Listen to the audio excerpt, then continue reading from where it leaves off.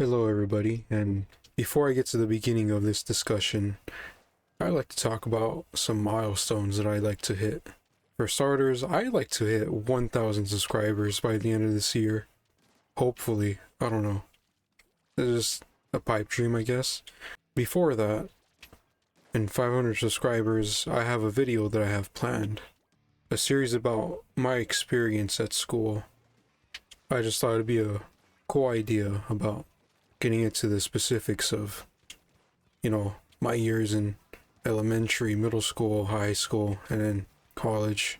And maybe people will find some solace, perhaps sharing some experiences that I had. So, yeah, that's just about it, really. Everyone has their goals that they strive to achieve. And you put in the work for those goals, right? It's like, it becomes a part of your life, really. It becomes you. And depending on how hard you work towards that goal, it could be worth it. And it takes sacrifice to get there. You can't just achieve your goal by not working hard for it, or at least going about it in a smart way. Work smarter, not harder. I live by that idea, I guess. But no one really discusses the sacrifices in question. Everyone always talks about it takes sacrifice to achieve the goal that you want, but never about what you have to do to sacrifice or what you have to sacrifice to get there.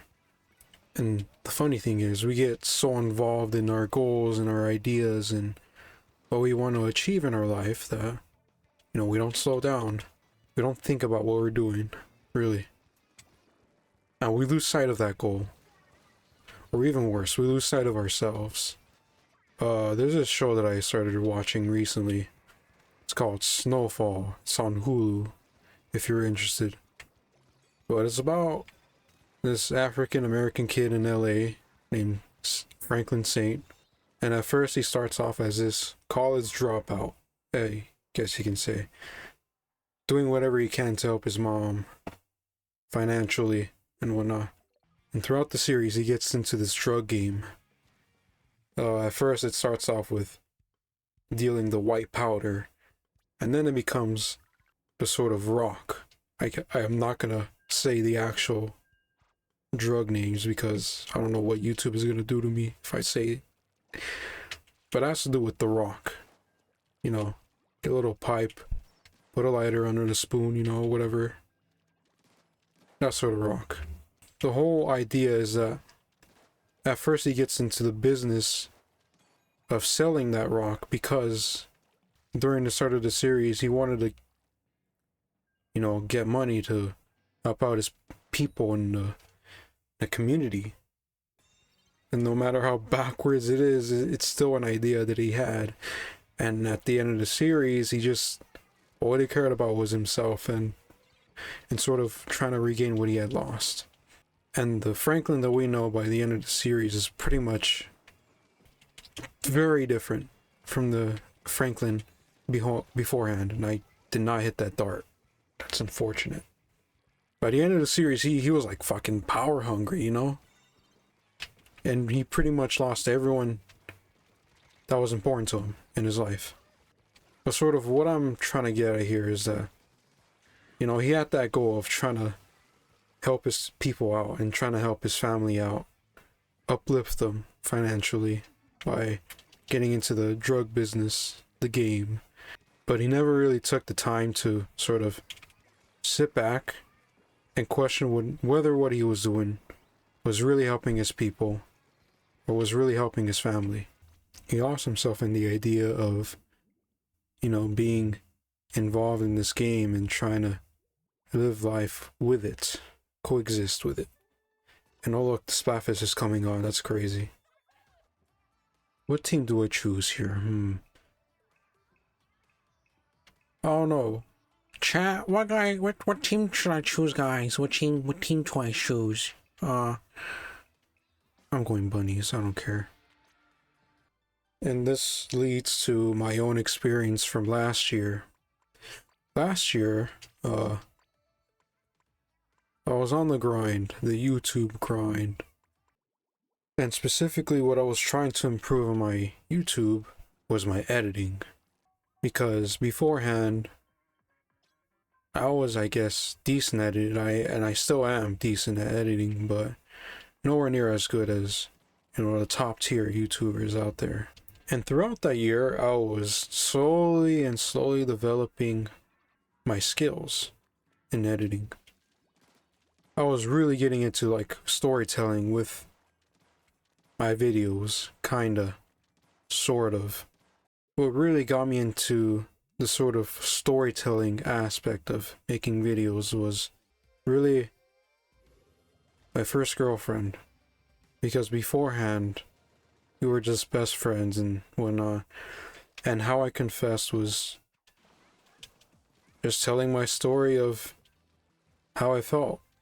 Anyways, it was nonetheless a story, and that would pretty much birth the desire to make a story out of my videos. And while that wasn't really apparent last year, only like a few videos I've done have that sort of aspect. That's what I'm trying to work on right now. This sort of storytelling aspect. And what I want out of my videos is a sort of like feature film-esque vibe. But I also want to keep this sort of style of editing.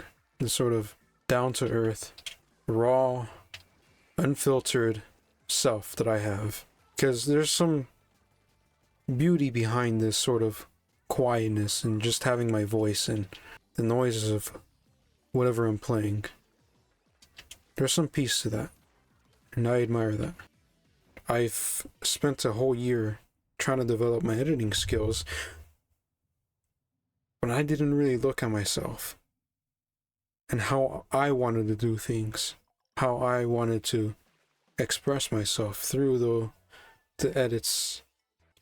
And in the end, I ended up creating a video that I really disliked, which was Splatoon Funny Moments with Friends 5, because it just felt soulless. It just, was just getting clips of me playing with my friends and just putting them together, collaging them. It felt soulless, and that wasn't me. That's not how I like doing things. And while that's, how a lot of people do their type of content, just collaging whatever footage they have from streams or video recordings and doing that, I don't necessarily like to do that. I like having story. I like having a build-up to that story, a build-up to something. I want people to take away from my videos, and that's something that I've always wanted. And storytelling is that aspect that I found.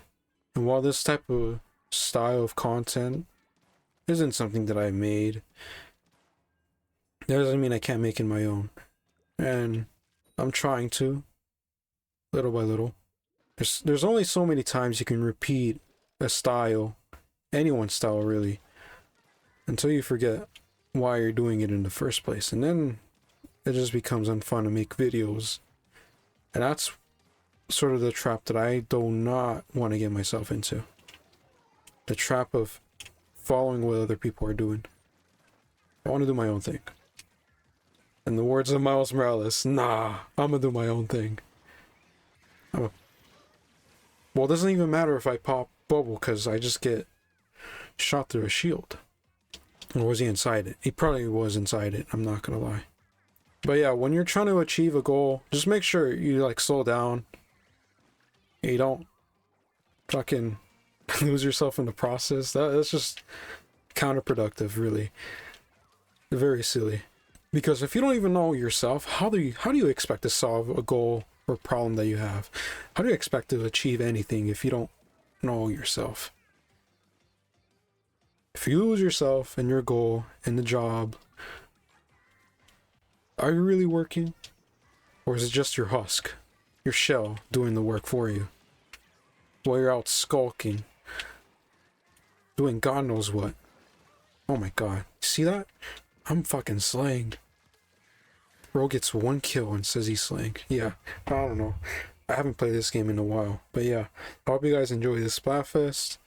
And have a good day.